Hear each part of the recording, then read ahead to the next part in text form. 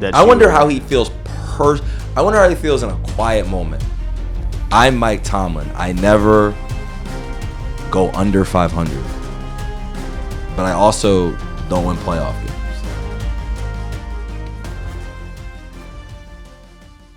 The Jets and the Steelers, game of the day. Clearly, Justin Fields came out there.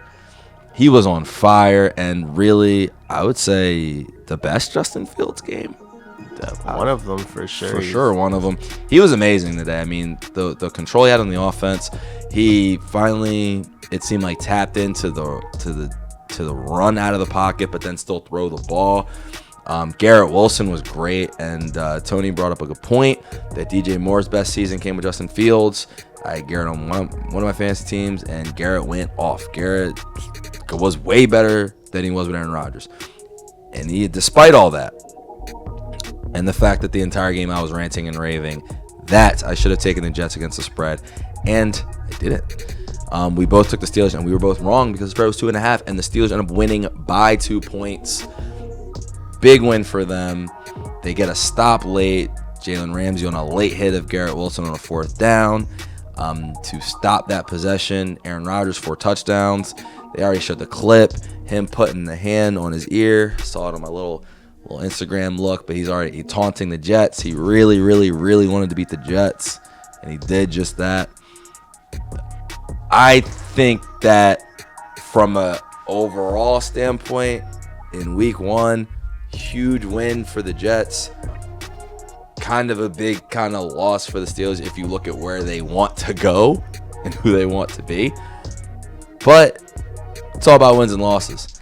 And wins are a QB stat. And so Rodgers today proved that he was better than Justin Fields. Although that kick return where the Jets were up 2 and they just lose the ball and they do Jets things, fortunately, that's the team that gave Justin Fields the contract. So what are you going to do? But, Tony, what are your thoughts on Steelers-Jets? The Steelers winning 34-32. Yeah, like you said, we both picked the Steelers going into this game, and I picked them for one reason and one reason only. Mike Tomlin was not going to lose to the Jets, which he didn't. Now it took some miracle work for sure. It took a fumble. It took a fumble on the kick return and some other unfortunate plays going the Jets' way. But at the end of the day, I knew somehow, some way, that the Steelers were going to wind up with the win. And like you said, Justin Fields had an amazing game. What's his face? Garrett Wilson had a great game. And then you didn't even mention the running backs. Breece Hall had a really good game. And then Braylon Allen had a good game as well. It looked like everything was clicking together offensively for the Jets, even though defensively they didn't look too hot. Sauce Gardner didn't look like he was making too much of an impact, and some of the other defenders, that they have weren't doing too hot. Strange because Aaron Glenn was a defensive coordinator for the Lions, but not strange because the Lions kind of look similar, so you kind of wonder about that.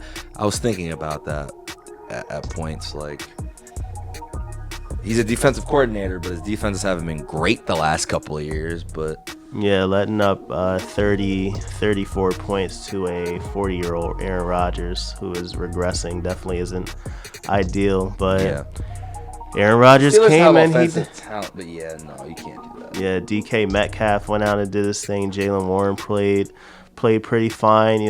Pat Freiermuth went out and he was doing his thing a little bit out there. So, I mean, the defenses were bad. So that's something to keep track on, how bad the defenses really are, or were the other team's quarterbacks just that much better. I do think that the Jets can unlock something with Fields and his rushing ability, but somehow, some way, I don't know. Even in Chicago, he would look good and lose. In Pittsburgh, they were winning games, so we'll see what the Justin Fields experience on the Jets is gonna be. Chicago hasn't won games in his defense, and I was, hey, we need to look at this Fields situation.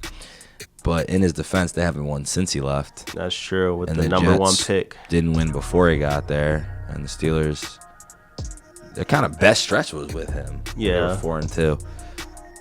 I'm a Fields guy. I've always been a field supporter. I never really let go of him. I was like, the running potential.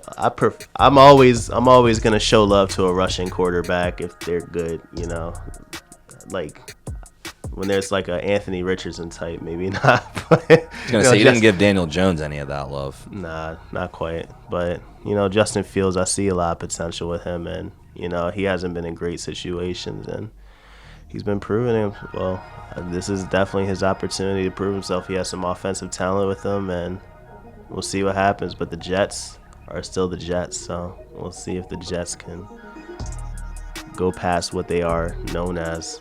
And the Steelers, Mike Tomlin has made a reputation of himself for being someone that goes 500 or over. The most annoying reputation in the league, dude. So we'll see if he maintains it. Can I just say, if that was my reputation, I would hate that. I wonder how he feels. I wonder how he feels in a quiet moment. I'm Mike Tomlin. I never go under 500, but I also don't win playoff games. Yeah. Like in the last 8 years. Hey, look, I mean, if it's keeping me paid, if it's keeping me under the he's been there 20 years. If that's what's keeping me under contract, and we do have to look at GMing as well to an extent. Now, the problem with him being so good with coaching and getting his team to these wins is that the Steelers they're never really in a bad enough position to where they can draft a super highly touted prospect. Like all first and second round and even some third rounders are pretty highly touted, but they can never get like the upper echelon of first round picks because they're never like a bad enough team. They're at worst they're like the 14th pick normally. I think that's the last time they had a pick like that was when they got TJ Watt in the first place. Yeah, so I didn't also mention Boswell hit a 60-yard field goal to give the Steelers the lead. That was a huge kick. It's interesting that both these defenses were bad because of all the games, I think we thought this would be the most defensive, or at least one of them. Yeah, Steelers are obviously known for having one of the better defenses. And then even though they have some older players, Jalen Ramsey and Darius Slay at least have some reputation of being formerly good cornerbacks and still have the veteran presence. And then TJ Watt is obviously one of the best pass rushers in the league. What's right concerning now about the Steelers is that they were just getting run on up the middle. Yeah. That's what was kind of wild about it. That normally doesn't happen to them, especially. They still have Cam Hayward. Yeah, Cam Hayward was right there. He's talking about getting a raise. So well, we got to stop somebody, dude. Yeah.